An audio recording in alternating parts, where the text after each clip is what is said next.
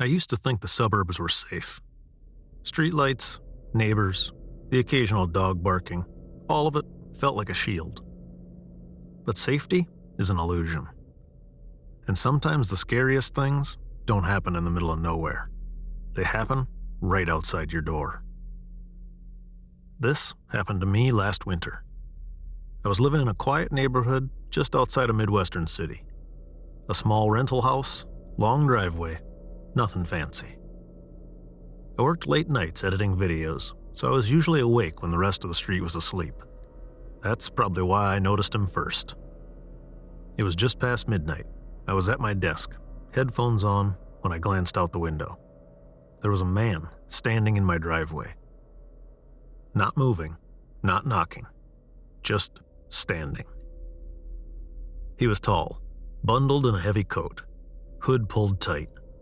I couldn't see his face, but I could see his breath in the cold air. He was watching the house. I froze, waited. After a minute, he turned and walked away.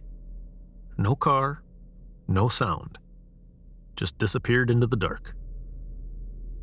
The next night, he came back. Same time, same place.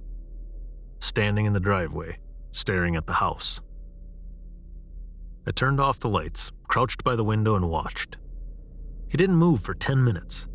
Then, slowly, he walked toward the side of the house, toward the laundry room window, toward me. I ducked out of sight, heart pounding. When I looked again, he was gone. On the third night, he knocked. 3 times. Slow, deliberate. I didn't answer, didn't move. Just sat there, knife in hand, waiting for him to leave. But he didn't. He stayed, knocking every few minutes until 3 a.m. Then, silence. When I finally checked the porch, there was nothing. No footprints in the snow, no sign anyone had been there. But I knew what I heard. The 4th night, I didn't sleep. I sat in the living room, lights off, waiting. At 12:15, I heard footsteps. Slow, deliberate, coming up the driveway. I peeked through the blinds. He was back. Closer this time, standing at the porch, staring at the door. I grabbed my phone, ready to call the police. But before I could, he spoke. "I know you're awake." I called 911. By the time the officers arrived, he was gone.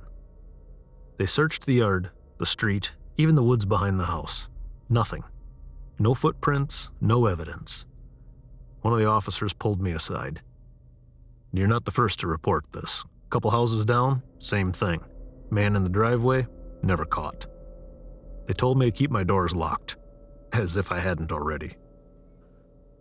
2 nights later, I woke to the sound of breaking glass. I grabbed the knife, heart racing, and crept down the hall. The kitchen window was shattered, cold air pouring in, but no one was inside. I checked the yard. Empty. Silent. But in the snow, just outside the window, were footprints, leading away toward the woods. The police came again. This time they found something. A phone, buried in the snow near the woods, battery dead. But inside were photos of houses, driveways, windows, including mine. The next night, I didn't sleep. I sat in the living room, knife in hand, waiting. At 12:30, I heard footsteps. Closer, slower, deliberate. I peeked through the blinds. He was back, standing at the porch, watching. I raised the knife, ready. But then, he smiled. First time I'd seen his face. And it wasn't a stranger. It was Ron, my landlord. The police never found him. He disappeared the next day. No forwarding address, no records, just gone. But sometimes, late at night, I still hear footsteps in the driveway. Slow, deliberate, waiting. Safety is an illusion, and sometimes the scariest things don't happen in the middle of nowhere. They happen right outside your front door. If you've enjoyed this story, Hit the like and subscribe button for more stories like this, narrated by an actual human. This has been Velvet Dread. Sleep well, if you can.